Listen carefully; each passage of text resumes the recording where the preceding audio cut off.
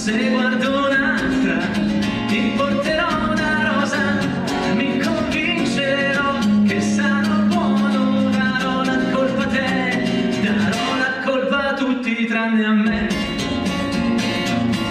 Cara mia, ma che fatica che ci vuole, dillo tu, che sei più brava a respirare, l'amerò soltanto questa sera e quando torno a casa.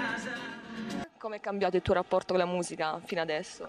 Beh, è cambiato moltissimo con gli anni, adesso ne ho 33 di anni, ho cominciato quando avevo 14, quindi l'evoluzione c'è stata anche parecchio, ho cominciato facendo rock, ora faccio pop, musica leggera, quindi insomma direi che ce n'è stata parecchia di evoluzione. Sei maturato, giustamente. Sì, spero di sì.